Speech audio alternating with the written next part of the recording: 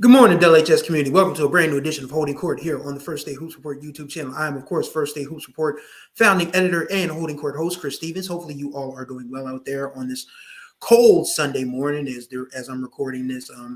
Not real. I don't want to say I'm in a rush, but I'm running around getting a lot of last minute stuff done for my contribution to Thanksgiving dinner at my mom's house over on the east side of Wilmington. No, we don't live. Mom don't live over the east side anymore. Why do I'm an East Side guy at heart. I grew up. My first was on Eighth and Pine. First place I grew up was Eighth and Pine. We moved around the corner to East 8th Street. Lived on 12th and Poplar, across the street from Howard for a long time. Well, now of course it's 12th and Clifford Brown Walk.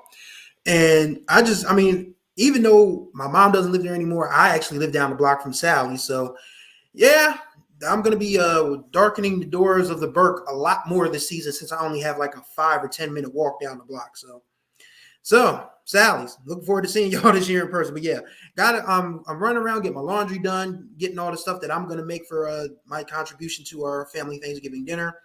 And, I'm hanging out on a school night, going to hang out with some folks and, later on watch some football, do all the stuff that you need to do before you get too busy to do that kind of stuff, because basketball season is here. And that's something that, of course, we're going to talk about here on Holding Court. But first, I want to send two very important rest in peace messages out locally. I want to say rest in peace to Coach Phil Hill, the former Delaware Military Academy boys basketball coach, who coached them for 9 years, led them to 3 state tournaments, won 91 games there, and was always a good person to talk to about basketball here in Delaware because, well, Coach Hill lived it. He was one of the stars of that Sally's team in 1983 that made it all the way to the state championship game but lost to Wilmington High and Tony Tucker and all those guys at the old field house. And, of course, Coach Hill also served proudly as, I can't remember if he was a state trooper or a county officer, but I know he served in law enforcement for a very long time. Coached the DMA. His son Tyler was in and out of the minors and major leagues for a while. And, of course, his daughter Maya plays for DMA now. I want to send his kids, his wife, his family, his teammates, everyone who loved him, my condolences. And once again, Coach Hill was a great guy. One of my favorite interactions on Twitter was the 2022 semifinals, because it was only the third time that Howard and Sally's had ever played. And, of course, Coach Hill had a great game when Sally's beat Howard in the 1983 semifinals. And Coach was like, yeah, I remember that 83 game. And then I showed him the picture. I showed him the News Journal story of him going 12-14 at the free throw line. He was like, yeah, that was a long time ago. Yeah, Coach Hill was a great guy. He's going to be missed. And just, once again, condolences to his family, his loved ones, his former players. And I guess I'll call it personal. It goes out to my longtime friend, Todd Digger, who was a guy who encouraged me in the early days of my journalism career before First State Hoops Report was a thing, before my current job with HBCU Sports was a thing. When I was a reporter covering Dell State football, in basketball, we used to kick it at the games all the time because he was a Howard alum. So he'd come in, shoot the breeze with me, telling me, just, follow your dreams. Don't give up. Don't let anybody deter you from what you want to do. And he died this weekend. Actually, he passed away yesterday because it's Sunday morning as I'm recording this. He passed away Saturday morning. Cancer. Cancer sucks. That's something I always want to say. There's the alternative that I would like to use, but, again, kids watch this program and I try to be mindful of my language, but cancer sucks. And,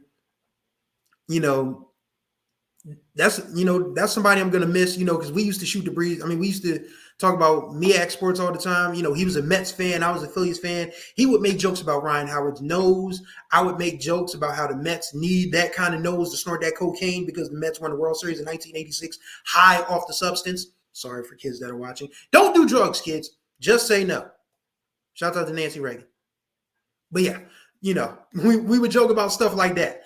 And, those type of people that are just like good people that you connect with over sports and life, you don't meet those type of people every day. And when they pass away or when they transition or when something happens that, you guys just aren't as close as you once were for one reason or another, it stinks. It absolutely stinks. And, death is something that, kids don't really, if kids don't really understand the gravity of it until they've experienced it up close. And I've talked about this before, when I talked about Corey Mumford and then, his untimely passing, that young kids, the prior to my grandmother passing away in 2006, I don't think I had a serious, my father passed away when I was 18, but we weren't very close. So that really didn't matter that much. But death is something that is always tough for me to accept, always something that's tough for me to deal with because it's so final. I mean, it's not like, you're not going to see this person again, at least in this realm. I mean, whatever your spiritual leanings are, you may see this person again, in another space and time or whatever. But as far as what it is right now, there's a barrier. Like, you can't just pick up the phone and call that person. You can't hang out with that person. You can't send a text. You can't send a DM, that's it. And it's something that, it just makes you appreciate life more. The world is a dumpster fire. Make no mistake about it. The world is a dumpster fire. Prices on things are going up. We got a world war going on. So much, in the news that just can make you feel like things are terrible. And they are. But it also makes you cherish the people that you have close to you, the ones that you're in good standing with, that you're in good spirits with, that you can pick up the phone, that you can hang out with them, that you can text them, that you can, just connect with them in some way. And hold on to those people, because there's going to come a time when either one of you gets that call, but again, whatever your spiritual leaning is, whatever higher power that you believe in calls and says that your time here is done, or that person that you love, their time is done. That's it until, whatever happens after this happens. So I didn't mean to spend 5-10 minutes talking about death to start a basketball blog, but life is life. And basketball is a part of life, and death and life and living and everything that goes along with life is life. So rest in peace to Coach Hill. Rest in peace to my guy, Ty. And now on to the basketball, because once again, I wanted to get to this quickly because, again, I'm on the run. I want to get this up and recorded so I can get it out for you guys to watch and talk about. And we did our first game this week. I'll tell you the reason there hasn't been a YouTube video or story about it, because my camera kicked the bucket. Yes, the brand new camera that I bought for $1,000 a year ago doesn't hold battery life very well. So I've been charging it up, and then, my day job got busy, and I just kind of it's just sitting there. So hopefully at some point before Thanksgiving, I'll get a quick little, a vlog, quick little highlight video up, and the highlights and the interviews of the Delaware State UD men's basketball game. But what I can tell you from observation is that UD probably can win the Coastal this year on the men's side. I'm telling you that now. I know they were picked either 4th or 5th, and I know it's like a 13-team conference. So, it's not like, it's that far of a drop. It's not that's not that far of a climb either. But I feel like that UD team has what it takes to win the whole thing. One thing that's probably going to, color the thinking of Stan Waterman as he recruits and hits the road after this season is, he knows this kid very well because he coached him for 5 years, for crying out loud. But he's got to get a Jair Davis. He does. And that's not to say that the kids that are on the Delaware State basketball team right now aren't talented, because the two young point guards, they'll probably have to, one of them is going to have to move off ball. But I feel like Jevin Muniz and Dewix Tavares are kids that, can be a backcourt tandem to be reckoned with. Of course, Martez Robinson is Delaware State's lone first-team representative, and he's a senior. So, he's going to be out the door next year, obviously. But DeWilkes and Jevin. Yeah, how did I forget their names that quick, and I just said them. Memory exercises, kids. Do them. But, yeah, DeWilkes and Jevin are the backcourt of the future for Delaware State. I feel like Dean Shepard's going to figure in his dad as well, because Dean played some really good defense down the stretch when Delaware State was making that a ball game, because Delaware State was down 20 at one point. They ended up getting this within 4 points, but they just couldn't climb over that hump because Jair went on a little personal 7-0 run by himself to get that thing back up to double digits. And, of course, that's how UD ended up winning 78-67. But, yeah, it's good to see Jair balling again, and he seems to be in a good place. Talking to him after the game, he just seems like, he's happy at Delaware. I would have to think he's a kid that if you're an NBA team or a G League team that you want to have at least come in for a look-see. You don't get too many 6'7" guys that can spot up and shoot and post up, can be aggressive on the interior and still be athletic enough to, to run the wings like that. So, we knew Jair. We've known since the 8th grade that Jair Davis was a talent, for crying out loud. But I feel like if UD can make a tournament run this year or next year, that he's a kid that will be on some NBA team's radar, and he should be. Because, he played very well down the stretch. I mean, it was like literally get the ball to Jair. It's like when Doug Collins said when Michael Jordan had the Pistons on the ropes in the 89 Eastern Conference semifinals, when Doug Collins was the coach, they asked Doug was the play. He said, everybody get the ball to Michael Jordan to get the bleep out the way. That's pretty much what UD did down the stretch down. It was like, get the ball to Jair and just get the bleep out the way. And he did it. I mean, but they're a complete team. Nate Ray, really good forward. Tyler House. I didn't know who that kid was until he started knocking down three-pointers left and right in the first quarter. One kid that I really have taken a liking to is Niles Lane. Like, that kid is a jumping jack. Like, the dunk, he had 2 dunks in the first half that were really powerful, and then one in Showtime down the stretch that was like a breakaway, LeBron James, one hand behind the head job. That kid is a live wire, and you need a live wire on your team like that, an athlete that's going to get your crowd fired up.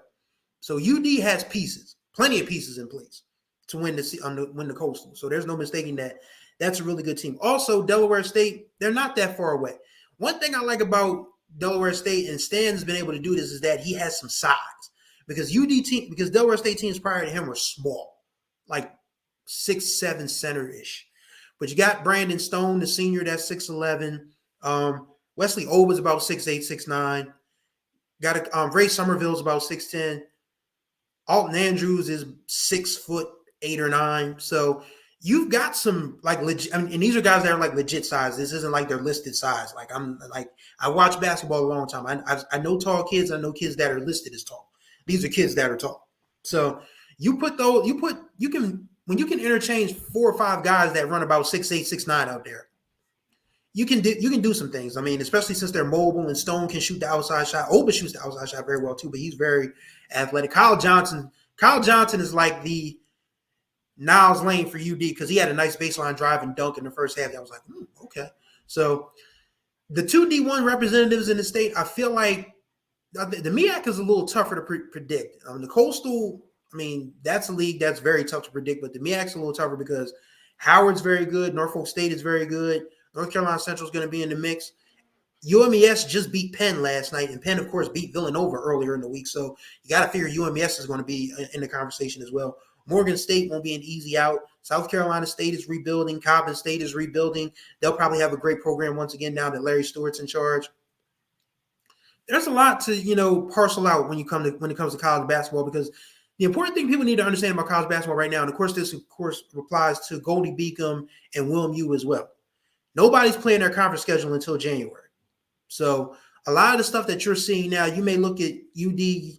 UD's unbeaten right now. So, I mean, we can say UD is as good as advertised. You can see UD losing to Texas DSU losing to Texas and Penn State. You can see Goldie Beacom losing to like one of these other D2s outside of their conference. Same thing for Willem U. And but then nobody really starts conference play until after the holiday. So we are still talking about a lot of basketball on the men's and women's side that has yet to be figured out. You really don't know too much about the team until you get them in conference play, especially at the lower levels, like the mid-major, low D1s, high D2s. You don't know that much about a team until they're playing teams at their level. So we can say that, you can look at what Goldie Beacom's doing, what Willem U's doing, and you can fret, or you can just say, okay, they haven't gotten into CACCC play yet. That's pretty much what it is. You can look at DSU's women struggling and say, oh, okay, maybe this isn't, the year for them. But then, of course, they don't play a MEAC team until January 6th. So you can just look at these games through that objective lens. Granted, a lot of these schools, especially, at the HBCU level, just have to play these games against these Power Fives, to pay the bills. And we talked about that ad nauseum on this podcast. I may do an entire podcast about it just to kind of give you guys further context into that. But I just feel like people are going to panic with regards to Delaware State when they shouldn't. People are going to panic in regards to Goldie Beacom and Willem U when they shouldn't. People may get too hyped over UD and UD's men and women when they could really, face a battle in the Coastal this year. It's early in the season. That's basically it. Long story short, it's early in the season. College basketball before Thanksgiving is something that those of us of a certain age are still getting used to. Like when I started discovering teams were playing, because when my first professional post-college exposure to college basketball was covering Division III St. Mary's College in St. Mary's County, Maryland. When I found out they started out before Thanksgiving, this was like 2007, 2008-ish. I was like, because I remember, DSU not getting started until a little like the week of Thanksgiving. But times change, and it's still a fairly new phenomenon to those of us who don't remember like Big Monday on ESPN when it was the Big East and Super Tuesday and all of that. And in the late Friday games when you would see like the Pac-10 and the West Coast Conference and all of that. Dating myself, but you get the picture. It's a new day. So the earlier these kids play, the more, game speed they'll get up to. And that's pretty much what it boils down to. High school side of things, we're getting heavy in the scrimmage season. Very much looking forward to that Black Friday tri-scrimmage down in Lewis with the Kate, Ursuline, and Caravel girls. Yes, I am going to make that drive. Whew. I can't tell you the last time I drove downstate. In fact, I've been back. I came back to Delaware from when I worked in St. Mary's from 2007, 2011. Came back April of 2011. I don't think I've driven past Dover. No, wait. That's not true. That's not true. Which game did I go to? The furthest I've driven south is Lake Forest. Okay, so I've not been in Sussex County since I came back to Delaware 12 years ago. So that's going to be a long drive. It's going to be a case of stop and get some snacks on the way and have a good traveling playlist. In fact, I have a good drive time playlist for those of you who like old school R&B, who like upbeat dance music, a little bit of rap. I got a drive time playlist I call Road Tripping. I'm going to put the link to that in the description. So if you just need something to vibe to while you're on the road, I got you. So, I'll be going to that scrimmage. I may try to hit a couple of others, but mostly right now, I really need the coaches in the state of Delaware to fill out the questionnaire because, we're about 2 weeks away from the start of the season, and we only have about a quarter of the high school programs in the state because there are 56 programs, girls and guys. Combined, that's 112.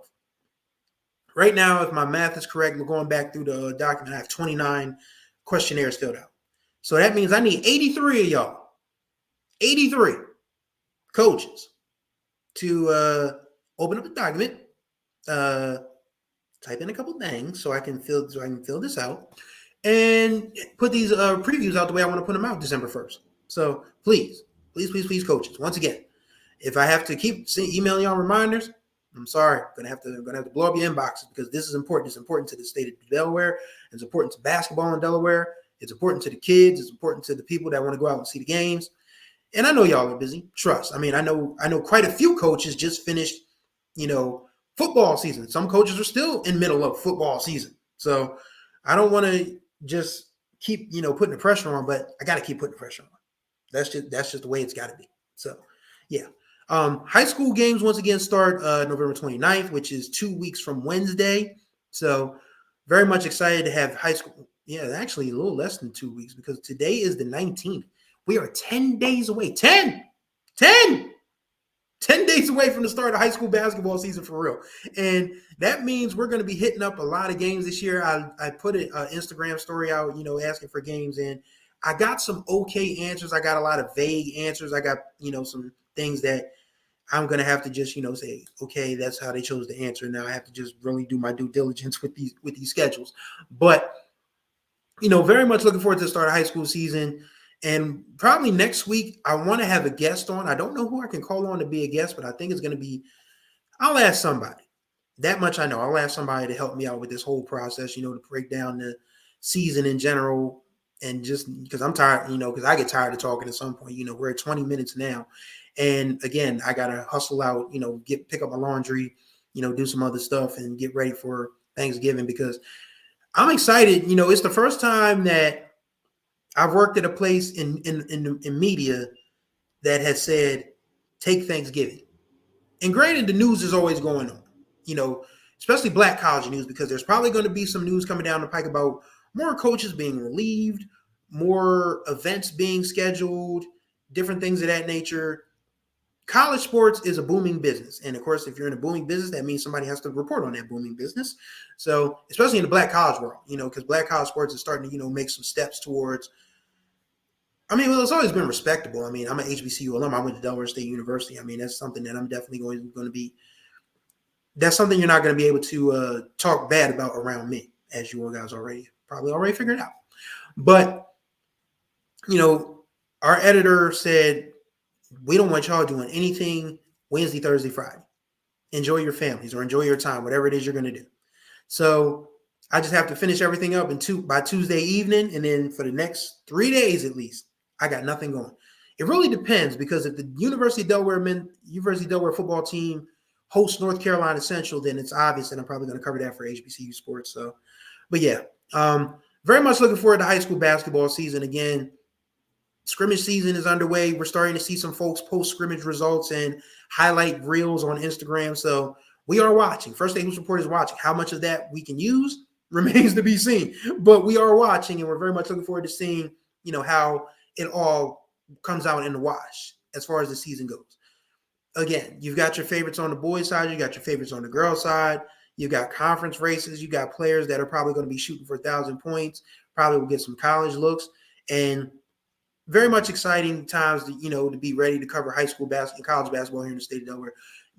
We'll be at Goldie Beacom Kutztown men on Tuesday. That much I know, because Kutztown has 4 guys from Delaware that are playing. I mean, they're not just guys that, again, it's important to note that, again, go where you play, where you can play. It doesn't matter if it's Division II, Division III, NAIA. If you have to start off at JUCO, that's cool. If you're good enough to be a Division I, perfect. But just get somebody to pay for part of your education and play, and make sure you get some playing time. Kutztown has 4 guys that are playing. 3 of them come from Middletown: Cam Roberts, Jaden McGee, Amir Cunningham, and of course Brent Ricketts Jr. from Seaford. So that's going to be a Delaware reunion, because Goldie has Syed Miles from Cesar Rodney, who finished up a really good 2-year run at Del Tech. So yeah, that's going to be a homecoming game. So that's a game we're going to. We're going to be there Tuesday. After that, Tuesday night, once I leave the Joseph Jones Center, I'm going to be doing nothing for the next 2 days. Wednesday and Thursday, I'm going to, prepare stuff for Thanksgiving. Thursday, going to eat with my family. Friday, hit the road for that try scrimmage. And then unless Central comes up to play UD, then I'm going to put up my Christmas tree and stuff on Saturday. So those are my plans leading into the final weekend of chilling before the high school basketball season starts. Hopefully you all are, ready for the slight winter break that you can enjoy with your families and, whatever food you eat. Oh, this is what I want to close with. Chris Stevens, Thanksgiving tips. This is centered around food, because I can't predict everybody's family dynamic, but I can tell you a bit about food. If you've never tried to make it before, don't try it for the first time this Thanksgiving. If you know that you don't eat certain foods, don't eat certain foods.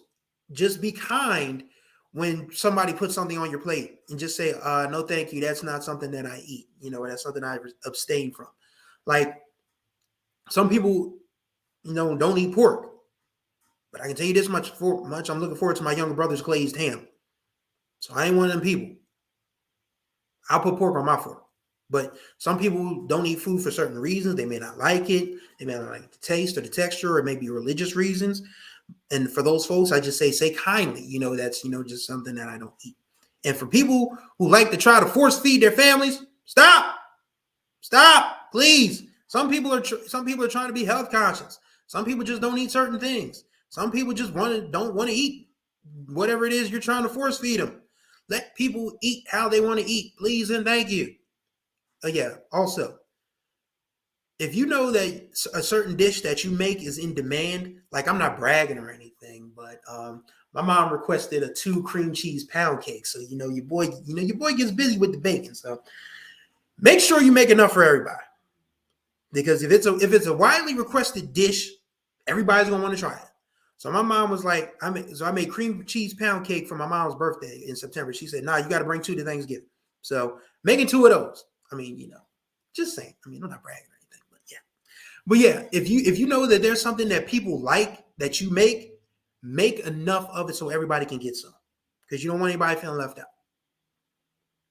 And I think, that pretty much covers it all for the food side of it. Other than that, enjoy your families, enjoy the holidays, and next week, After the week after that, we get started. Very much excited for high school and college basketball season and looking forward to chronicling it all for you. So thank y'all for watching this edition of Holding Court. Greatly appreciate y'all's time as always. All the contact information and places you can follow us will be in the description below. Once again, thank y'all for watching Holding Court. Let me go get up out of here, go get my laundry, and finish the rest of my Sunday. So until the next time we talk, y'all take care of yourselves